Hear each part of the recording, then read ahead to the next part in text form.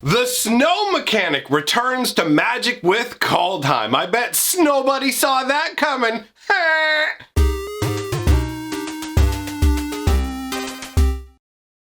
Greetings, owners of fine luxury cardboard rectangles. We are here today to talk about the snow mechanic returning to Magic the Gathering. I mean, I guess we did have a bit of a brief return with Modern Horizons, but Modern Horizons was like a bits and bobs kind of set. Do you know what I mean? Like, it didn't bring it back in a meaningful sort of way, whereas Kaldheim, it seems like it's probably going to be more baked into the world. So I guess the first thing we'll do is take a look at the actual snow card that we're dealing with that illustrates that snow has returned, and that card is Blessing of Frost. And there's a number of interesting aspects to this card, but let's talk about what it is mechanically first. 1 green and 3 for a snow sorcery.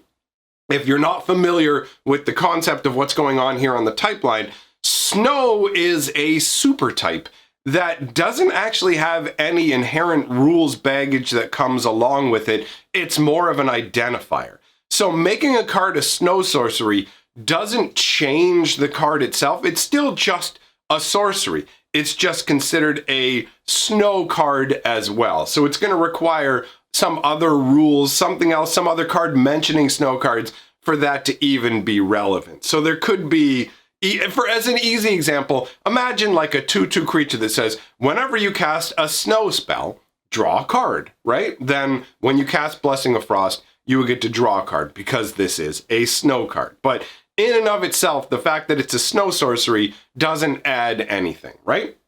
Now, the card itself says, distribute X +1/+1 counters among any number of creatures you control, where X is the number of snow mana spent to cast this spell. Then draw a card for each creature you control with power 4 or greater. And then it has in little reminder text there, the snow mana is mana from a snow source. So it's a very straightforward sort of thing. Interestingly enough, let's say, for example, Blessing of Frost said, add 3 green mana to your mana pool. It would actually also consider those 3 green mana to be snow mana because this card is a mana source if it's producing mana. Do you know, it's kind of weird the way that Magic works sometimes. But either way, any card that produces mana that has the snow type to it automatically counts as snow mana. So interestingly enough, you can end up using, like, it doesn't need to be a particular color when it comes to certain cards. There are activations that will literally just have the little snowflake, which means snow mana. You pay that cost with any color mana. So snow mana is in some ways a weird variation, like the precursor in a way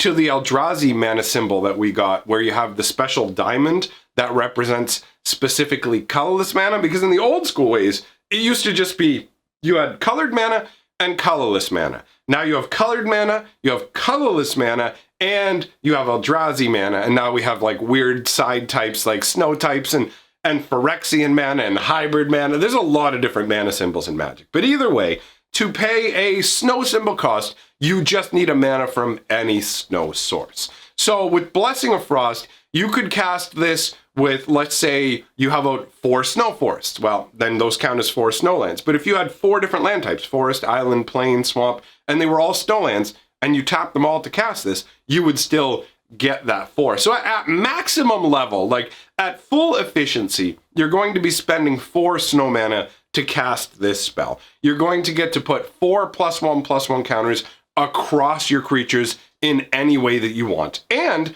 then you get to draw a card for each creature you control with power 4 or greater. I'm a huge fan of this drawing for power 4 or greater style concept. In my current green tower deck, I'm using Colossal Majesty, which lets me draw a card every upkeep if I have a creature with power 4 or greater. Garruk's Triumph, which lets me draw a card if I already have a creature with power 4 or greater, or whenever I cast a creature with power 4 or greater. I play with that little 1/1 mana producer from Theros, who's like, if you have a dude who has 4 power or greater, I produce 2 mana. So this is already perfectly aligned with what I'm doing.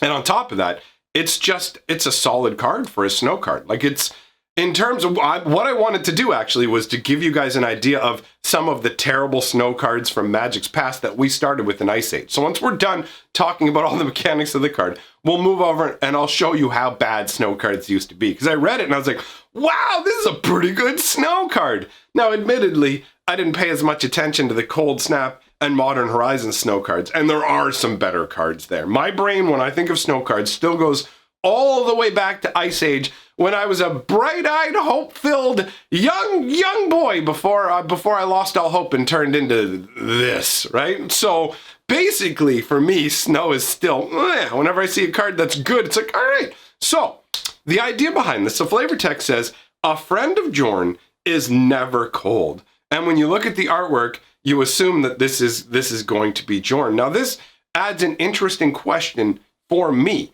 because the artwork very much looks like this is a dark elf, right? They have wood elves and dark elves that are two kind of splinterings of the elf race that are kind of coming back together, unified now under a new king, I think is roughly the way they're doing it. But either way, maybe they have separate leadership. I'm not 100% on the story for Kaldheim yet because we haven't gotten much in the way of details. But to me, this is either the leader of or like a high druid or something like that in the dark elf group. And I like the idea that it might be the dark elf's provenance to be the snow elves and have snow permanents, snow sorceries. Like, that's what I'm leaning towards. Now, in all fairness, we have so few cards and so few details that I'm only really pulling it apart from what we've been given, right? But it looks to me like the dark elves are most likely going to be the snow-aligned permanents, which is all right. It helps to give them a different identity than the normal, like, sylvan, like, wood-style elves. So you've got wood elves and shadow elves. The wood elves seem to be more like beefy berserker warrior types, and I'm guessing that the dark elves are going to be not quite as beefy, but still somewhat beefy for this Viking world, and more of the thinkers, the shamans, all that sort of thing, right? So that's the way that I'm expecting it to go. And now I can't tell 100%, so I want to put this out there, but I want to put a little asterisk up there because this is a photograph of the card as opposed to like a nicely rendered image that we've had uploaded for our enjoyment. And as a result, it may just be the nature of the way the photo was taken, but it appears that snow cards may actually be getting a somewhat specialized treatment on the frames to make them stand out more, the same way that enchantment creatures and Theros have a constellation border and all these sort of things, right? So if you look at the outer border of the card, especially towards the bottom on the sides there, it really does look like the green is speckled with white, and down towards the bottom is becoming more like snowish looking. Now, there's, again, bear in mind that this is a picture, and two, Magic the Gathering does have a number of printing quality issues. So this could actually just be me making this up. You know, I could be looking at the card, this is actually not printed to the best standard,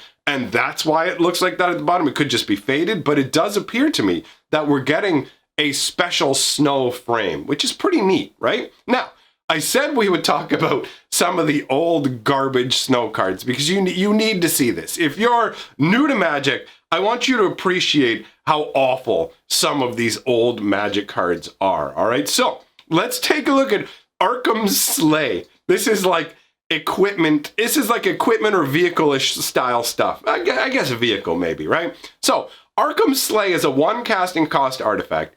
2 and tap it. Attacking this turn does not cause target creature to tap. So basically, this is 2 and tap. Target creature gains vigilance until end of turn. You cannot use this ability if defending player controls no snow-covered lands.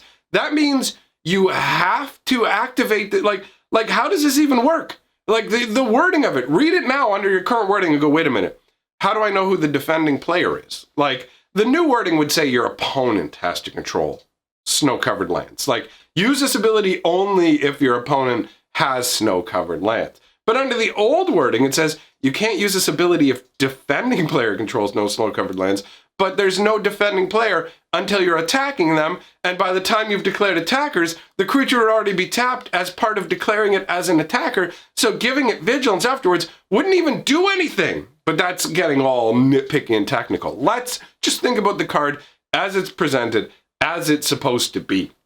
All right?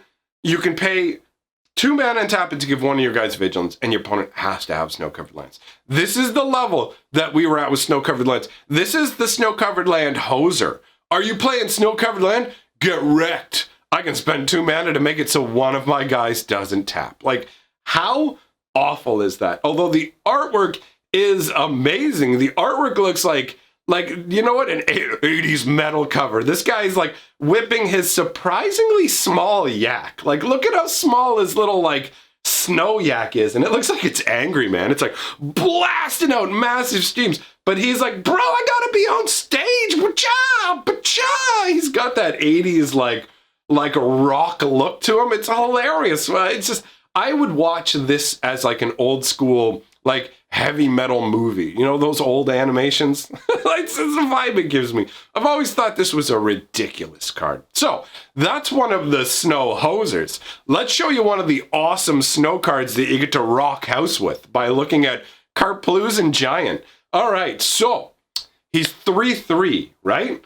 And you basically pay 0, tap target land. His new wording is tap an untapped snow land you control to give him +1/+1 till end of turn. So it's like fire breathing, right? So he's a 3/3 that fire breathes with snowlands. And it doesn't even have to just be mountains. And you get all of that for only 7 mana. Look at that casting cost. 1 red and 6. That's insane. Although the artwork is absolutely awesome for a snow world, right? Like you've got this, he looks massive, right? He's got to lift this individual up to him and the little icicles on his eyebrows and like making his beard. Oh, he's just so cool. His one arm's got like a crack running through it. Like, I love the artwork on this. What's the flavor text? What does the flavor text say? They aren't the brightest or the quickest of giants. For that matter, the same holds true if you compare them to rocks. And that's Diss of the Restless. So even the flavor text is like, yo, giant sucks, dude. So that's what we had to deal with. This is like old school snow territory. I thought you'd get a kick out of that. So I'm looking forward to seeing what else is coming down the pike in terms of snow. Are we going to get like crazy snow beasts? Are we going to get like a bigger snow theme, or is it literally just going to be limited to the elves? I don't know. We will see. Let me know your thoughts in the comments below, my friends. What I'm going to start doing is I'm going to start pinning my favorite comment. So if you can make me laugh or say something heartfelt or whatever, I'm going to choose the comment I like the best and pin it to the top, all right? Other than that, if you like what I'm doing, like, comment, subscribe. It's all great for the channel. Jump on my Patreon if you want to support what I'm doing. And yeah, I'll put up a link to my newest lore video for you to go and check out. Thanks for coming by, my friends. I will see you all very soon.